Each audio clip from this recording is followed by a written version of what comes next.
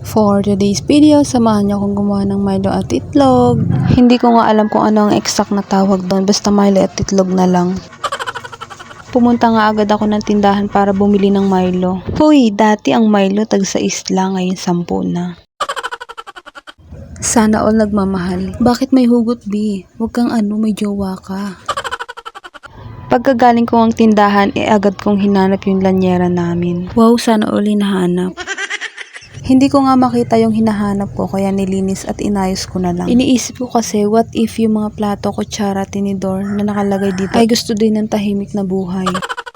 Hoy, tama ka na akla. Nung may ayos ko nga ang mga gamit, ibiglang hindi maisara. Kaya inayos ko na lang ulit, tsaka ko binalik lahat. Sinimulan ko nang gawin yung dapat kong gawin. Bale, 3 itlog ang gagamitin ko. Hindi ko nga alam kung balance ba yung ginagawa ko, kasi 3 itlog at tsaka 2 Milo lang yung ginamit. At dinagdagan ko nga lang din ng 1 kutsarang asukal. Madami na ako napanood na gumawa ng ganito, itlog at Milo. Halos lahat sila ay masarap ang sinasabi. Pag nailagay nyo na nga ang Milo sa itlog, ihalo-haluin nyo lang. At habang hinahalo ko, parang mas lamang talaga yung itlog kaysa sa Milo. Hindi ko na rin dinagdagan ng Milo, okay na yan.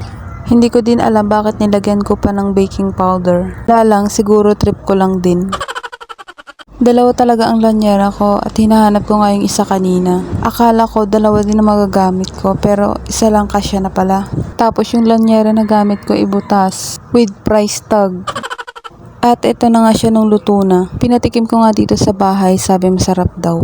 Tumikim din ako ng konti, pero hindi talaga ako kumakain pag luto ko kasi nauuta ko. Pa-like, share, follow po ng page ko. Yun, bye!